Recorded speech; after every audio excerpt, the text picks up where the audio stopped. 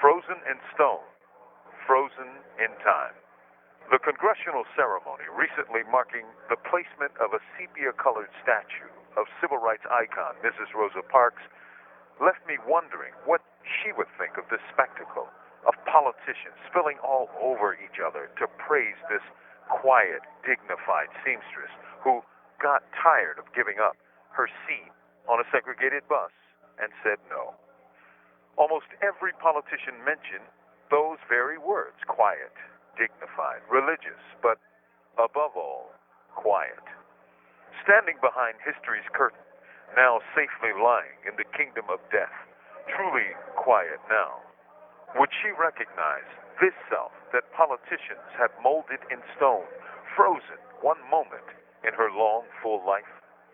It is doubtful, for her life did not stop on December 1st, 1955, when she refused to leave that bus seat. Nor was that when her activist life began. She was a member and officer of the NAACP for over a decade before that day, and more importantly, she joined and or supported a wealth of black movements during her long life, from the black nationalist group, the Republic of New Africa, independent black schools, the reparations struggle, and beyond.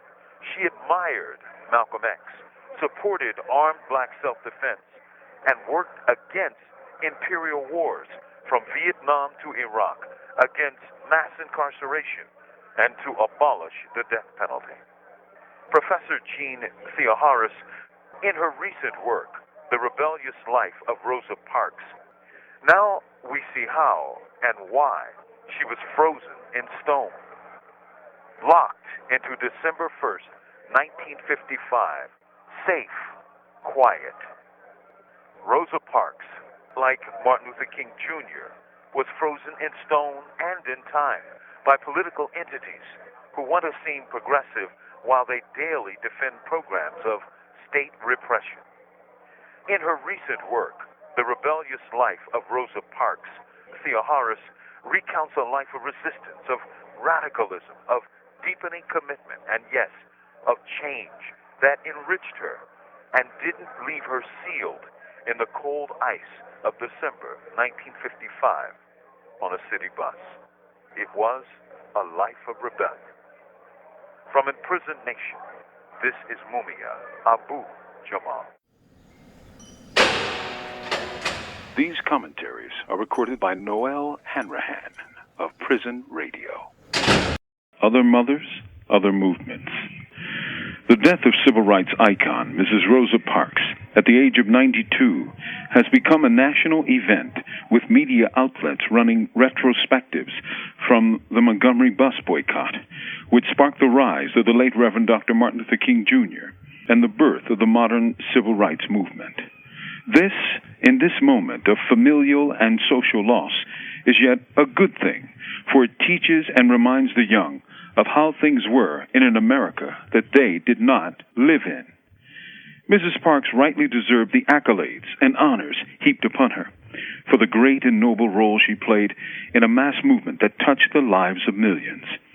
Yet unless one reads the work of black and radical historians, we would not know that Mrs. Parks wasn't the first black woman who refused to give her seat to a white man or was arrested for refusing to do so. In December 1955, an organizer of the Women's Political Council, Joanne Robinson, acted within hours of Mrs. Parks' arrest by working the phone tree and then writing a leaflet that went out throughout the city, which read, "Another Negro woman has been arrested and thrown in jail because she refused to get up out of her seat on the bus for a white person to sit down. It is the second time since the Claudette Calvin case that a Negro woman has been arrested for the same thing. This has to be stopped. Negroes have rights too, for if Negroes did not ride the buses, they could not operate. 3/4 of the riders are Negroes, yet we are arrested or have to stand over empty seats. If we do not do something to stop these arrests, they will continue. The next time, it may be you or your daughter or mother. This woman's case will come up on Monday. We are therefore asking every Negro to stay off the buses Monday in protest of the arrest and trial. Don't ride the bus to work, to town, to school, or anywhere on Monday. You can afford to stay out of school for one day if you have no other way to go except by bus. You can also afford to stay out of town for one day. If you work, take a cab or walk.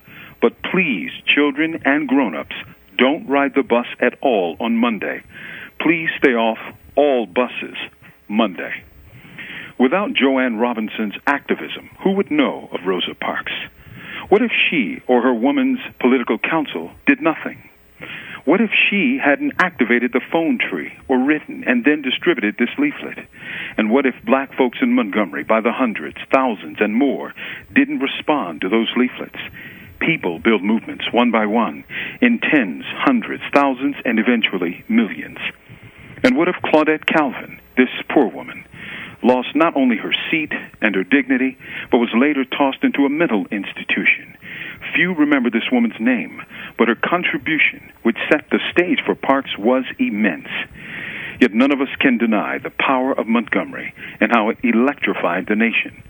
On Thursday, December 1st, 2005, a number of organizations, unions, and activists are calling for a Rosa Parks 50th anniversary nationwide strike to shut the war down. On that day, they're calling for no school, no shopping, no work, to not only mark Rosa Parks' refusal to give up her seat, but a nationwide strike against poverty, racism, and war. Organizers include the Million Worker March Movement, the Troops Out Now Coalition, Black Workers for Justice, and a wide, diverse group of organizations and leaders. When asked about the bus boycott, Parks said, "The only thing that bothered me is that we waited so long to make this protest.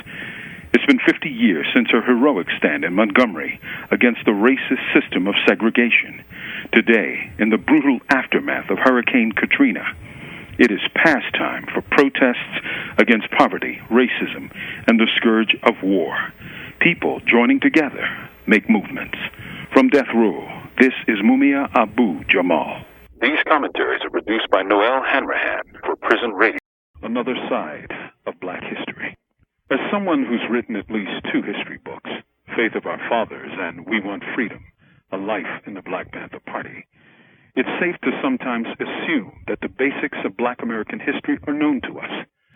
While Black History Month winds to a close, the names of black icons are echoes of hallowed memory, heard on various media. Harriet Tubman, Frederick Douglass, Martin Luther King Jr., Malcolm X, Huey P. Newton, and beyond. But these echoes only resonate so far. Recently, I met a young teacher who told me several stories of her middle school-age students, kids between 11 and 13. She told me of young boys who hated their chocolate complexions, and young girls who not only longed to be light-skinned, but wished their hair was straight. Stunningly, because they're dark-skinned and have thick curly hair, they think they are worthless. This in 2007. How little things have changed. She told me other stories, she said, which almost broke her heart, like when a group of boys began snowballing a woman's car, and the driver, incensed, got out to chastise them about doing this to a car she spent time and money to acquire. Their response? To launch catcalls at the woman. For her size, her hair, she wore her hair in Senegalese twists, a natural form popular in West Africa, and her color. The teacher stood, an onlooker shocked into disbelief. These boys were verbally assaulting a woman who probably looked like she could be a twin of any of their mothers. I learned from her and thanked her for these sad truths, for this too is Black History Month. While not celebrated, it is part of our history, a part of our collective cycle of self-hatred, a part of being black in America then and now. To be a black child in America is to swim in a pool of psychic sewage. What lessons are launched like RPGs from a profoundly white supremacist media daily? What images are blasted into youthful, unformed consciousness of beauty, intelligence, health, or property? What is the whole society screaming when it okays sending a child to a substandard, underfunded, ill-prepared school? It's been over 50 years since Brown versus Board of Education. What can it mean to a child to hear about that great Supreme Court case which outlawed school segregation, and he or she looked around only to see a sea of brown faces in her classroom. When she learns that no child left behind is nothing but a cheap political slogan, or worse, but another way to bleed more from her school. Black History Month ain't just about Martin or Malcolm or Harriet or Rosa Parks. It's about today and how unfamous, unknown black kids see the world. It's about the world to come, of hope or despair. From Death Row, this is Mumia Abu Jamal. These commentaries are produced by Noelle Hanrahan